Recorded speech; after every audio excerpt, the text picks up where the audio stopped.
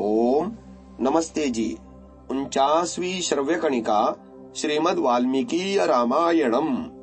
इस पुस्तक के अनुवादक, संपादक एवं टिप्पणी करता है परमहंस स्वामी जगदीश्वरानंद जी सरस्वती। पुस्तक का प्रकाशन विजय कुमार गोविंदराम हासानंद नई दिल्ली द्वारा हुआ है। हम 11वां यानी 11वां सर्ग आरंभ कर रहे हैं। अथ 11 सर्ग।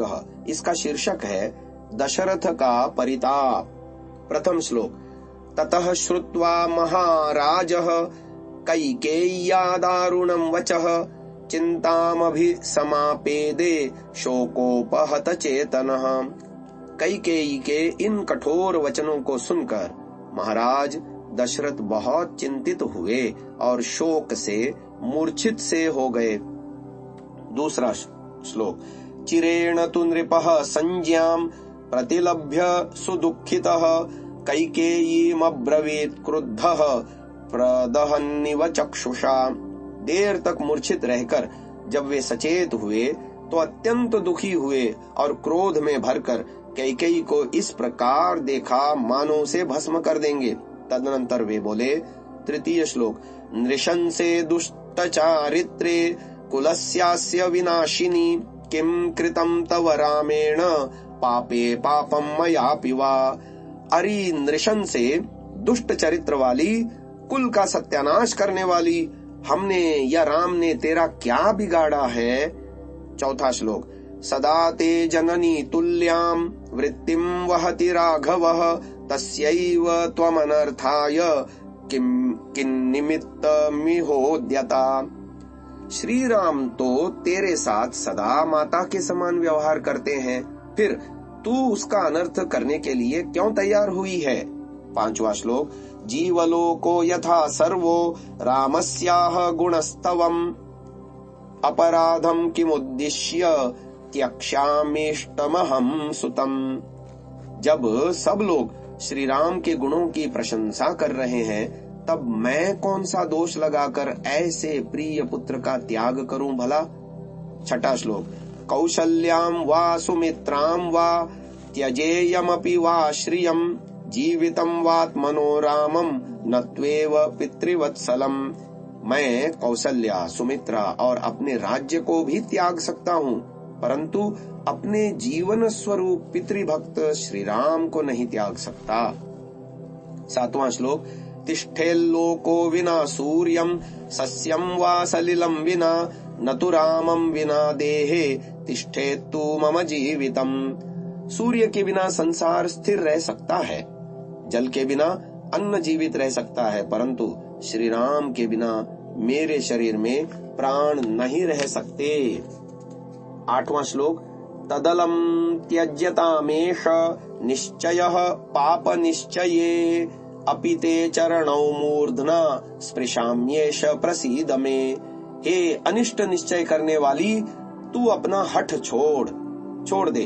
मैं अपना सिर तेरे चरणों में रखता हूँ, तू प्रसन्न हो जा।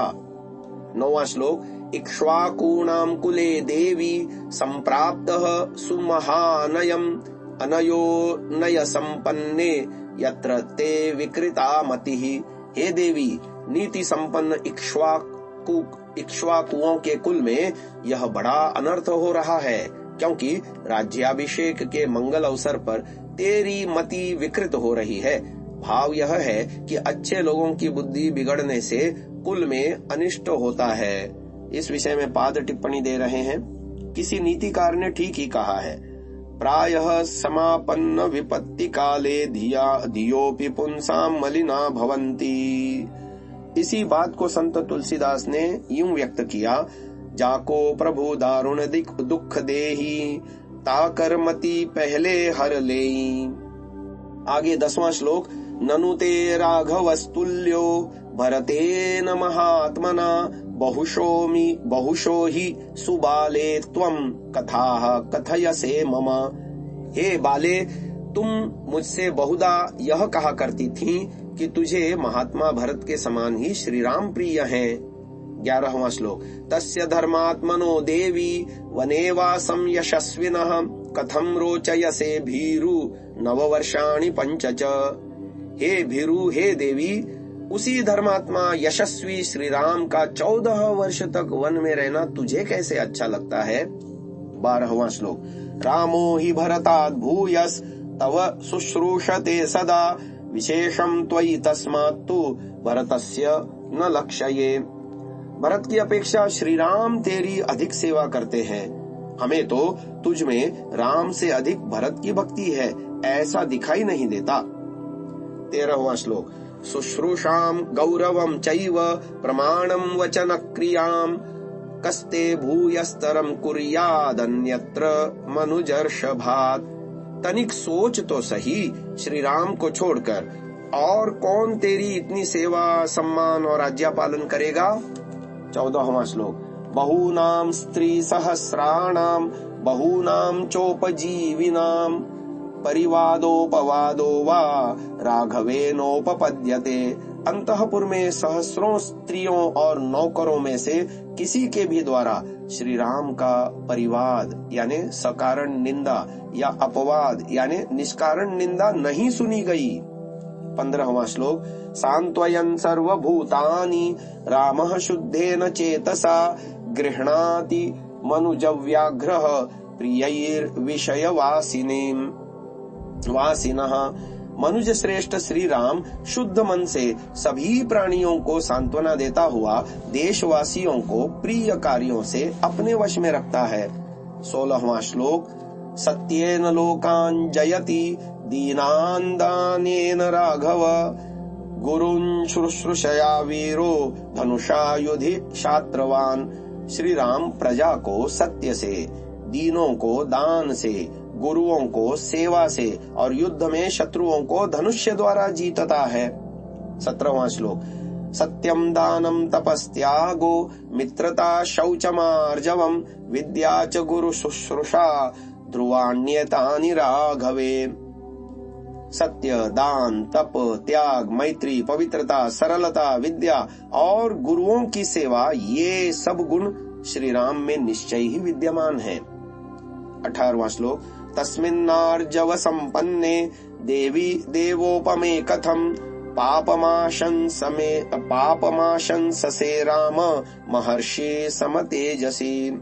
हे देवी, विनय युक्त देवों के समान उपमा वाले और महर्षियों के समान तेजस्वी श्री राम को तू वनवास का क्लेश क्यों देना चाहती है? 19वां श्लोक।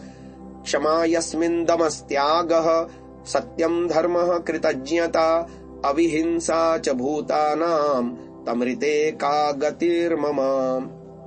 जिस राम में क्षमा, तप, त्याग, सत्य भाषण, धार्मिकता, कृतज्ञता और प्राणियों के प्रति अहिंसा का भाव जैसे अलौकिक सद्गुण विद्यमान है, उस राम के बिना मेरी क्या दशा होगी? 20वां श्लोक। मम वृद्धस्य कैकेयी गतान्तस्य तपस्विनः दीनं लालप्यमानस्य कारुण्यम कर्तुमर्हसि।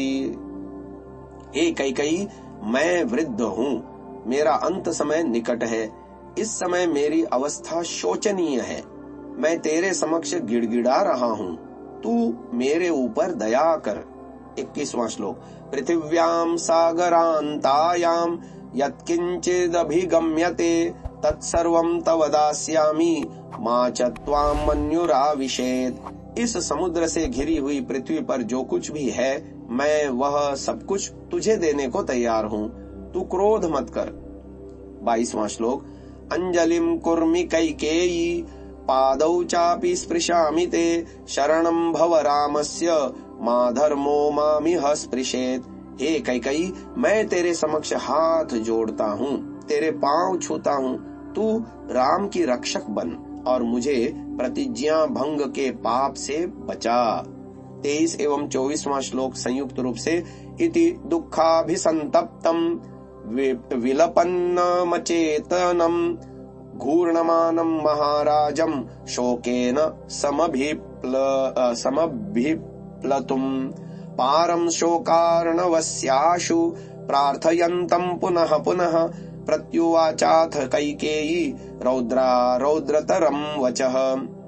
इस प्रकार शोक से संतप्त विलाप करते हुए उन्मत्त जैसी अवस्था में विद्यमान कैकेयी को घूरते हुए शोक सागर से पार उतरने की बार बार याचना करते हुए महाराज दशरथ से कैकेयी अत्यंत क्रुद्ध होकर ये कठोर वचन बोलीं। इससे आगे की चर्चा हम आने वाली श्रव्य कणिका में करेंगे। इसे यहीं विराम देते हैं। ओम